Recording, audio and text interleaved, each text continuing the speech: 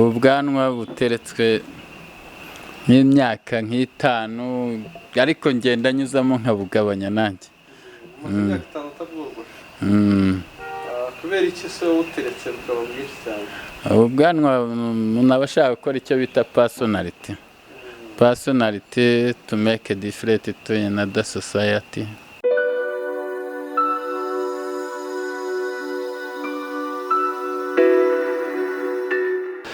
Yes, mbahaye ikaze bakunzi ba Legacy. Uyu munsi ni umunsi udasanzwe. Ni umunsi ndi kumwe n'umuntu udasanzwe, bantu mudasobanukiwe ibintu bigendanye n'indimi, communication, cyane cyane ururimi rw'igiswahili.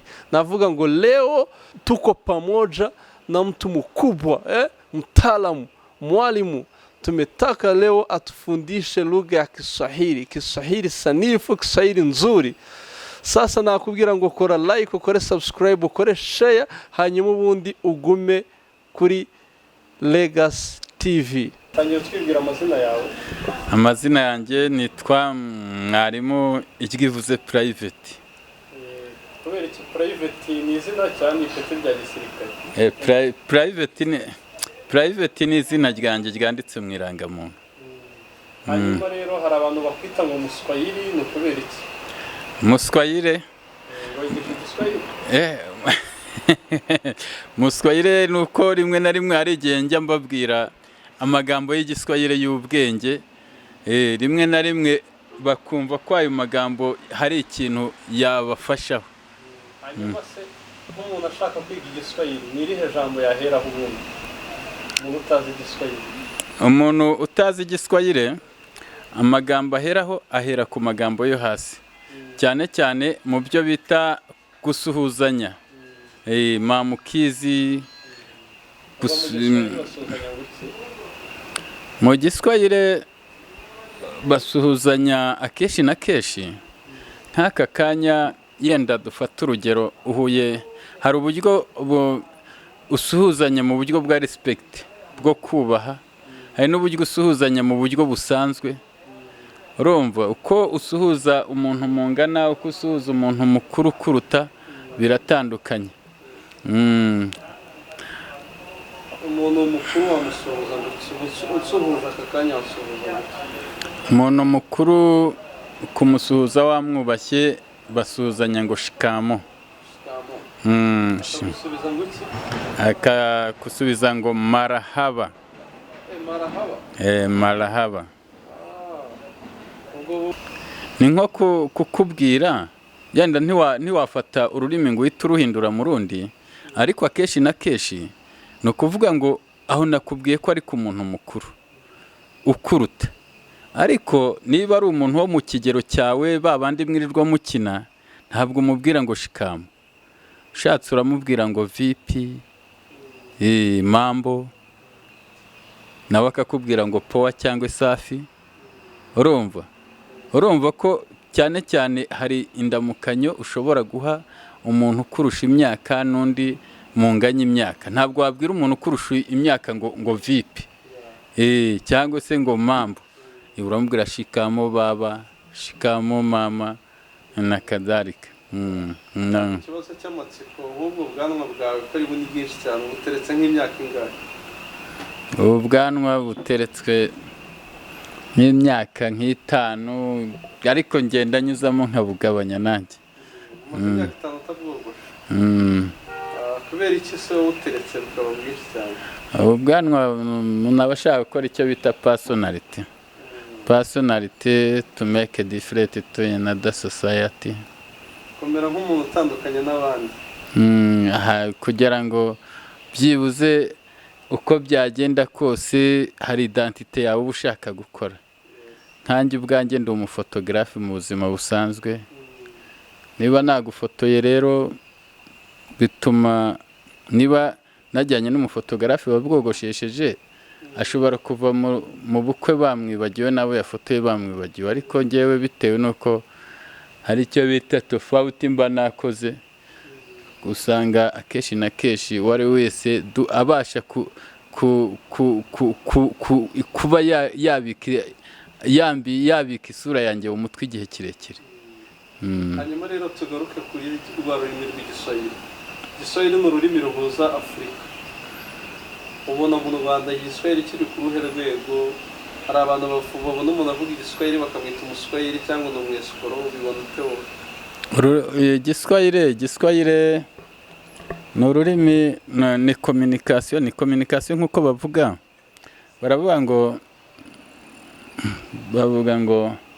Baravuga ngo first pillar in development is communication.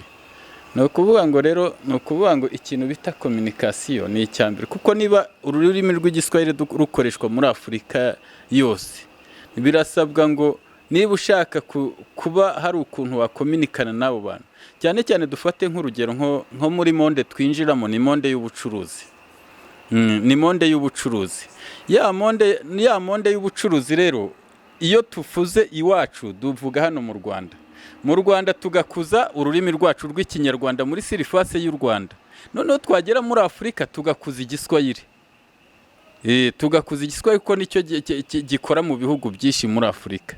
Icyo gihe rero reka duhere kuri izo ndimi z'iwacu z'abanyafurika, uhereye kuri urwo rurimi rwacu mu gihugu cyacu, tukagenda tukambuka tukagera kuri icyo giswahili cya Afurika. Byaba byiza tukongeraho n'izo z'Iburayi, ariko izo z'iwacu twabanje kuziha umwanya wa mbere. Ubwo rero ni ukuvuga ngo communication ikintu ifasha ni kimwe. Communication muri monde yacu turimo ni y'ubucuruzi. Akenshi na kenshi niba uriho ucuruza, uragenda ubashe kuba wavugana n'abo bantu. Kuvugana n'abo bantu rero uravuga ati niba ikinyarwanda nkizi, abiwacu ndabacuruzamo neza, cyangwa se hari ibyo turi buganireho kandi tubyumvikaneho. Wagera kuri icyo giswahili ukavuga ati base umunyafurika aho ari turi bubashe kumvikana. Ubwo rero niyo mpamvu akenshi na kenshi kwiga ururimi rw'igiswahili, nicaye ndatekereza ndavuga uko byagenda kose hari inkunga ngomba gutanga muri ururimi rw'igiswahili. Nubwo rimwe na rimwe ururimi nta urumenya rwose, ariko byose umuntu agenda abimenya mu buzima, kuko baravuga ngo definition ya experience, burya definition ya experience na ensemble des erreurs communes. Na ensemble des erreurs communes no kuvuga ngo bya bindi kugenda ugomba ni ibintu ugomba witreningamo, bino nabyishe bino nzabikosora gute. Uko ugenda rero bivivamo niko hari ibintu byinshi ugenda wikosoramo, ugenda unamenya. Hanyuma akabazo kibanga muri umenye igiswahili bwa mbere wari ufite imyaka ingahe?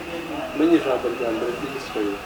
Menye ijambo rya mbere ry'igiswahili ndumva nari ifite nk'imyaka nko muri nka 16 gutyo. Hanyuma ijambo rya mbere ry'igiswahili wumvishe mu matwi yawe ni irihe? Ijambo rya mbere ry'igiswahili numvise mu matwi yanjye ni ijambo bita mamukizi.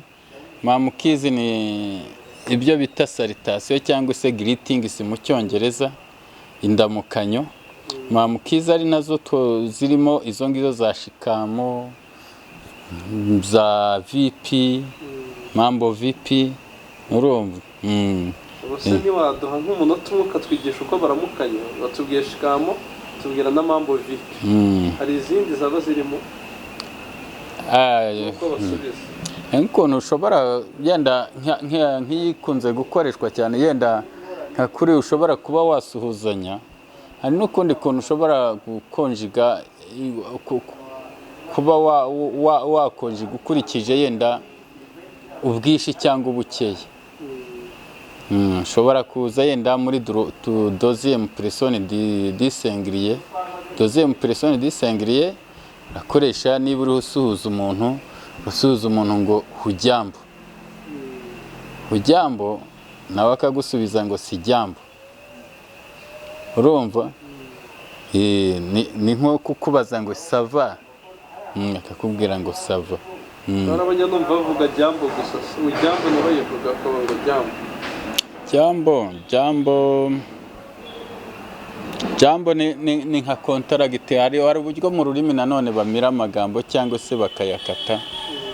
Ubwo rero no kuvuga ngo si jambo, ahubwo noneho niba ari bavuze ngo hujambo ni muri sengiriye. Sengiriye ahubwo noneho ukamanuka ukajya mu byo bita muri pluriel.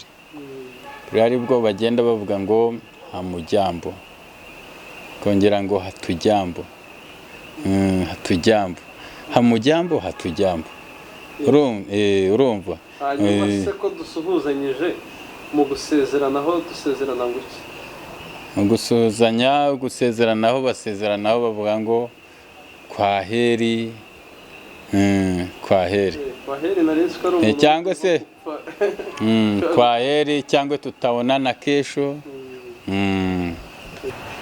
Mubwira ngo jina lako ni nani? nawe akagusubiza nguki? Jina langu ni private. hanyuma ushaka kumubaza ngo utuye he? Namuuliza unaishi wapi? Akagusubiza Naishi karibu na Sikoro. hanyuma rero kwiga igiswahili abantu bavuga ko bikomeye, wababwira icyo abantu batekereza ko gikomeye, cyatekereza ko igiswahili atari ururimi mpuzamahanga? Igiswahili ni ururimi mpuzamahanga, ndetse n'i Burayi kiravugwa, muri Amerika barakivuga, Afurika yose ibihugu byose birakivuga. Ni ukuvuga ngo nta hantu na hatoya wagera ngo usange igiswahili batakivuga. Ubwo rero ni ukuvuga ngo abantu, igiswahili ntabwo ari ururimi rukomera iyo warushyizeho umwete. Bisaba kubishyiraho umwete, ukabona n'ubikwigisha kandi ubizi kandi ubishoboye, ugasanga rero kandi akabikwigisha neza. Ni ukuvuga ngo rero ni ukuvuga ngo muri make umuntu atanga icyo afite. hanyuma uri mwarimu w'igiswahili, uyu munsi ururimi rwose rujyana n'imico. hari n'imico y'igiswahili yaba ihari yihariye? Imico njyewe uko nakubwira, igiswahili naragikunze, sinegeze nkunda kuba mu bihugu bikoresha igiswahili, ariko njyewe numvise igiswahili ngikunze cyane. Ubwo numva ko ngomba kugikurikirana nkakiga, ariko muri bike naba nzi nkumva ko nanjye hari abo nabigezaho.